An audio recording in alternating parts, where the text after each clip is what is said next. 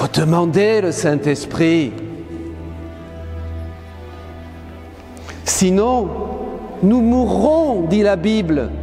Vous comprenez, vous allez mourir si vous n'avez pas le Saint-Esprit. Mais déjà dès ici-bas. La vie ici-bas sans l'Esprit s'appelle dépression, alcoolisme, drogue, violence, mensonge, adultère, péché, corruption, vol, rancœur, haine. Tout ça, c'est ce dont nous héritons quand nous n'acceptons pas que Dieu change notre cœur.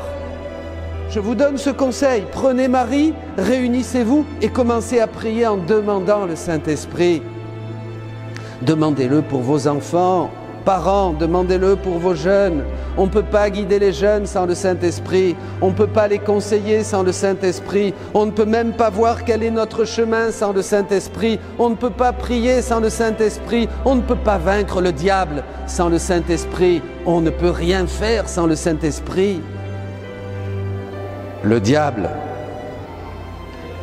c'est le deuxième esprit qui peut nous toucher et nous secouer et nous faire faire de vilaines choses. Le démon, il existe et il agit tout le temps. Surtout dans ceux qui n'ont pas donné leur vie au Christ. Vous êtes venus nombreux pour la profession de foi de nos enfants. Ça a été l'occasion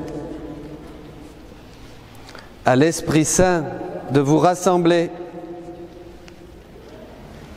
Quelquefois, l'Esprit Saint nous rejoint d'une manière, d'autres fois d'une autre. Il est toujours là pour essayer, en se grattant la tête, si je peux dire, comment je vais faire pour qu'il m'écoute. Comment je vais faire pour changer son cœur? Comment je vais faire pour qu'il découvre la grandeur de la vie humaine? Comment je vais faire pour qu'il sache que ses années sont comptées et que bientôt il paraîtra devant le Christ? L'homme d'aujourd'hui a besoin du Saint-Esprit. Vous avez besoin du Saint-Esprit. Je vous disais tout à l'heure, Jésus dit que la chair ne sert de rien. Et Saint Paul dit que sous l'emprise de la chair, on ne peut pas plaire à Dieu. Qu'est-ce que ça veut dire être sous l'emprise de la chair? C'est vivre dans le péché. C'est vivre sans Dieu. C'est se foutre de Dieu. C'est vivre comme si Dieu n'existait pas. C'est vivre par moi-même, pour moi. Et faire que toutes les choses puissent satisfaire mes égoïsmes. C'est vivre une vie de nul. Ne vous inquiétez pas, je ne jette pas la première pierre à personne, j'ai vécu ça pendant des années et de nombreuses années. Même après un premier coup du Saint-Esprit, j'ai continué parce que j'ai la tête dure. Il faut demander le Saint-Esprit. Sinon, nous mourrons, dit la Bible. Vous comprenez? Vous allez mourir si vous n'avez pas le Saint-Esprit. Mais déjà dès ici-bas. La vie ici-bas sans l'Esprit s'appelle dépression, alcoolisme, drogue, violence, mensonge, adultère, péché, corruption, vol, rancœur, haine. Tout ça, c'est ce dont nous héritons quand nous n'acceptons pas que Dieu change notre cœur. Je vous dis la vérité, écoutez-la. Et d'autres péchés. Vie tranquille, vie pour moi, contrôle de ma vie, organisation de mes choses, de mes projets. La vie est un long fleuve tranquille. Tout ça. Ça s'arrête un jour. On a besoin du Saint-Esprit. Regardez ici, les apôtres, ils avaient peur. Pierre avait nié le Christ. Tous avaient fui. Et pourtant, ils sont là, avec Marie. Ils forment un seul cœur. Marie les a rassemblés pour les unifier dans la prière. Déjà, c'est bien. Je vous donne ce conseil. Prenez Marie, réunissez-vous et commencez à prier en demandant le Saint-Esprit. Demandez-le pour vos enfants. Parents, demandez-le pour vos jeunes. On ne peut pas guider les jeunes sans le Saint-Esprit. On ne peut pas les conseiller sans le Saint-Esprit. On ne peut même pas voir quel est notre chemin sans le Saint-Esprit. On ne peut pas prier sans le Saint-Esprit. On ne peut pas vaincre le diable sans le Saint-Esprit. On ne peut rien faire sans le Saint-Esprit. Quand j'étais jeune, après ma conversion, on me disait qu'il y avait 3 esprits qui pouvaient m'animer.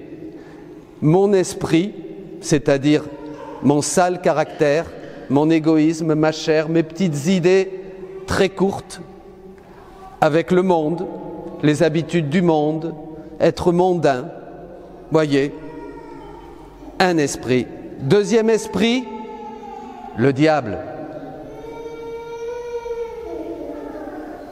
Le diable. C'est le deuxième esprit qui peut nous toucher et nous secouer et nous faire de vilaines choses. Le démon, il existe et il agit tout le temps. Surtout dans ceux qui n'ont pas donné leur vie au Christ. Et enfin, le Saint-Esprit. Le Saint-Esprit qui change mon cœur de pierre en un cœur de chair. Le Saint-Esprit qui me donne la joie. Le Saint-Esprit qui me fait vous parler en ce moment. C'est pas moi qui parle, c'est le Saint-Esprit qui vous parle dans vos cœurs. Maintenant, il est en train de vous toucher.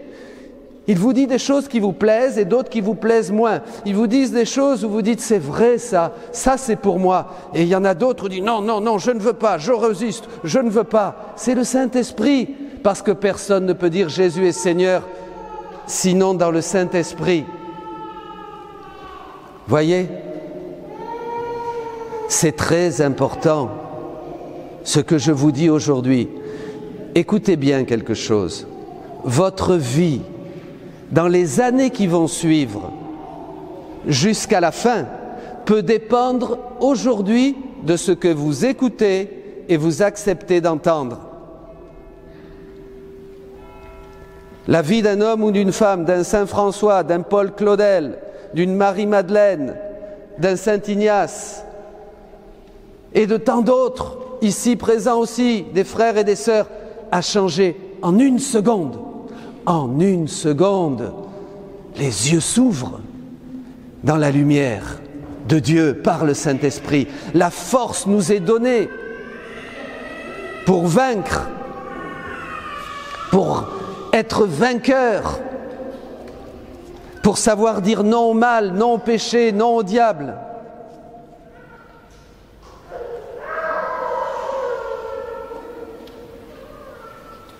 Nous avons besoin du Saint-Esprit. Alors d'abord, très rapidement, 3 points. D'abord, le Saint-Esprit, qu'est-ce qu'il fait? Je vous disais avant, il te tombe dessus, comme une douche. Tu t'y attendais pas, et poum, c'est la surprise. Tu sens du feu dans ton cœur. Les gens disent, ah, il a perdu la tête, elle est malade, il est plus comme avant. Tu n'as plus envie de rigoler avec les rigolades du monde. Tu changes. Tu es plein, tu es différent. Tu as envie de prier, tu as envie de lire la Bible. Tu vas voir quelqu'un, un curé, un ami, quelqu'un qui connaît Dieu et tu dis « Parle-moi de Dieu, parle-moi de Dieu ». Vous voyez, c'est comme une décharge de 200 000 volts qui percute ta vie et tout de suite tu changes. On peut dire il y a un avant et un après. Je vous dis ça pour le jour où ça va vous arriver, à n'importe quel âge. À mon grand-père, à 75 ans, il a changé de vie. Il était pépère, il mangeait bien, il faisait la vue, bon, pas trop pieux, voilà. Et un jour, poum, il a changé. Incroyable! Donc vous devez savoir dire, à cette date, il y a eu un avant et un après dans ma vie. Le Saint-Esprit, c'est la première chose qu'il fait. Après, il vous donne des dons, des charismes. Il vous apprend à prier pour les autres, il vous apprend à parler de Dieu, il vous donne même des dons prophétiques. voyez, il vous donne plein de choses pour que vous vous réunissiez avec les frères et qu'ensemble vous puissiez proclamer le Seigneur dans la puissance du Saint-Esprit, avec les dons du Saint-Esprit, avec les charismes du Saint-Esprit. Il fait de vous un apôtre du Christ, un gars, un mec, une fille convaincu que Dieu est Dieu et que Jésus-Christ est le Sauveur du monde. Après, ça va plus loin. Après, le Saint-Esprit, il vous transforme. Il transforme notre volonté pour qu'on devienne complètement avec Jésus, en Jésus, comme je vais le dire tout à l'heure, par lui, avec lui et en lui. Il nous fait ressemblant à Jésus. Ça, vous ne l'aviez jamais entendu? Vous ne savez pas que votre vie sur terre n'a qu'un but, ressembler à Jésus, être comme Jésus? Mais évidemment, puisqu'il est Dieu, il s'est fait homme. C'est pas pour les singes, c'est pas pour les oiseaux, c'est pas pour les lions, les chiens, les chats, les poules. Et si Dieu s'est fait homme, c'est pour toi. Alors pourquoi il s'est fait homme? Eh bien pour que tu puisses, comme dit la Bible, Saint Paul, revêtir le Christ. C'est-à-dire que Jésus devienne ton habit, comme ces enfants qui sont beaux, qui sont tout blancs. Cette blancheur, c'est la blancheur du Christ, c'est la pureté du Christ, c'est la sainteté du Christ, c'est la sagesse du Christ, c'est tout Jésus que vous revêtez. C'est un symbole, mais c'est ce qu'on doit faire. On est là pour revêtir le Christ, vous comprenez? On est là pour être saint comme Jésus, il l'a dit, vous serez saints, comme votre Père Céleste est saint. C'est ça la vie, il n'y a pas d'autre but dans la vie que de devenir comme Jésus. Alors là, qu'est-ce qu'on fait? Une fois qu'on est en Jésus, qu'on a revêtu les enfants, ces beaux habits blancs, qu'est-ce que vous faites? Imaginez que tous vous avez revêtu l'habit blanc de Jésus, la pureté de Jésus. Qu'est-ce que vous faites? Eh bien, vous faites les choses de Jésus. Vous faites la prière de Jésus. Vous laissez vivre en vous la sagesse de Jésus. Vous faites les œuvres de Jésus. Vous suppliez comme Jésus supplie pour les pécheurs. Vous allez dire aux gens, change de vie, ils te mettent une baffe, ils t'insultent, c'est pas grave, comme toi tu l'as dit, hein Lucie, persécuté pour la justice. J'aime bien cette phrase, parce que quand on est avec Jésus, on est persécuté, on est attaqué. Tu t'en fiches, toi tu continues, tu sais qu'il y a eu beaucoup de martyrs avant toi, ça ne doit pas vous faire peur les gens qui ne sont pas d'accord avec vous, les gens qui vous rejettent, les gens qui se moquent de vous, les gens qui disent « Ah, tu exagères ». On disait la même chose du Christ, on disait de Jésus « Il a un démon ». Il a un démon, c'était le Fils de Dieu. Donc Jésus vous donne tout ce qu'il a. Et après, et c'est le troisième point, Jésus, quand on aime le Saint-Esprit, il nous communique des flammes.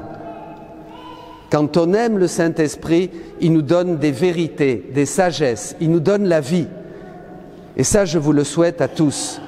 Dieu te remplit de lumière, de sagesse, de vérité. Il te fait connaître les secrets du royaume. Vous vous rappelez quand Jésus dit « Le royaume de Dieu appartient aux enfants » ? Eh bien, c'est ça.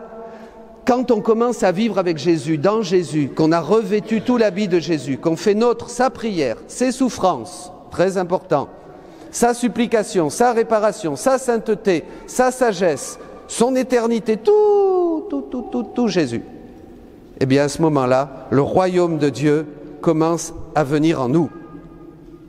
Vous devez dire, mais il est fou ce prêtre, de tout ce qu'il nous raconte. J'avais jamais entendu des trucs comme ça. Évidemment, si vous venez ici pour écouter ce que vous savez déjà, c'est pas intéressant finalement. Généralement, les gens, ils aiment bien venir et écouter ce qu'ils savent déjà. Alors, quand on leur dit ce qu'ils savent, ils disent « Ah oui, il a bien parlé, hein, il a bien parlé ». Et quand on leur dit des choses qu'ils ne connaissent pas, à ce moment, ils se disent « Attends là, qu'est-ce que c'est là? Ça va pas là, oh non, ben non ».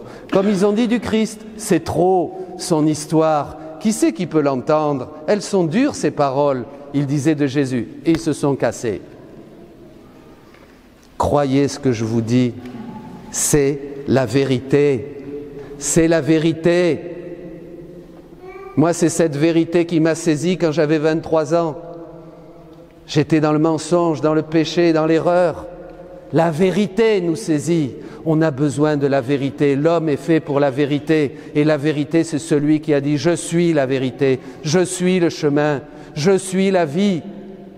Quand on accueille le Saint-Esprit dans notre vie, eh bien, on dégomme le mensonge, on dégomme le diable, on devient vrai, on se remet en question et on voit qu'on est dans la noirceur de la volonté humaine et du monde et on se met à genoux.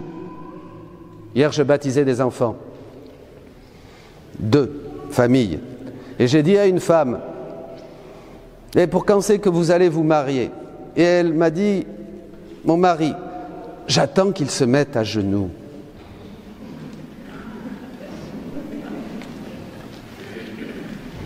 À chacun et à moi-même, je le demande, est-ce que tu veux te mettre à genoux pour recevoir le Saint-Esprit et qu'il transforme ta vie?